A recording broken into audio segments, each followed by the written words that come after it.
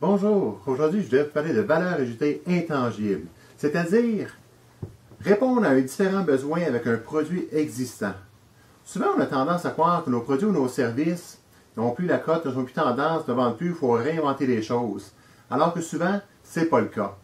Je vais prendre l'exemple de cette céréale, les Shreddies. Vous connaissez? Savez-vous que les Shreddies, à un certain moment donné, avaient perdu la cote, donc les gens n'achetaient plus vraiment de Shreddies. La compagnie a décidé de réinventer le produit. Donc plutôt qu'avoir des carrés ordinaires, drapes comme ça, ce qu'ils ont fait, ils l'ont incliné de 45 degrés et ils ont appelé ça des Diamond Shreddies. Nouveau sur le marché, Diamond Shreddies. Incroyable, hein? Les Shreddies sont partis de boring, plate, à excitant, exciting.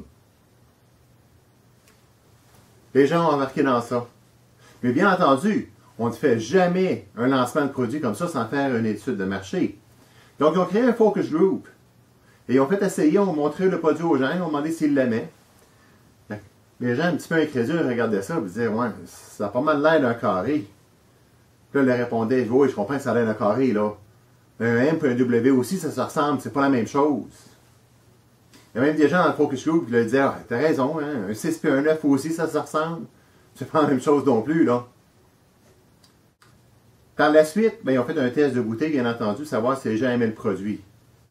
Imaginez-vous, il y a des gens qui goûtaient au carré et au diamant, puis en trouvaient un meilleur que l'autre. C'est fort, hein? Mais là, ils ont aussi fait un test, les yeux bandés. Là, ça a été plus difficile, par contre. Le résultat n'a pas été concluant. 50% des gens aimaient le carré, 50% des gens aimaient le diamant. Donc, ça prenait un produit pour répondre aux besoins des deux. On s'entend qu'on ne peut pas répondre seulement qu'à la moitié du besoin.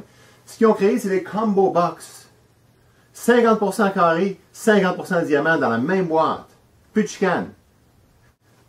Faut dire par contre que dans le bas, un petit caractère, il avait écrit que les pourcentages peuvent varier d'une boîte à l'autre.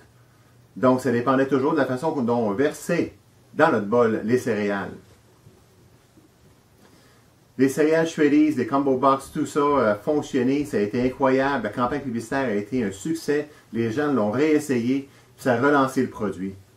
Souvent, on croit que notre produit ou notre service, depuis la cote, il faut en réinventer un autre, ça ne se vendra plus, puis c'est fini. Non, ce n'est pas le cas. Il s'agit juste souvent de réinventer la campagne publicitaire du produit, le positionner autrement et répondre à un besoin qui est différent.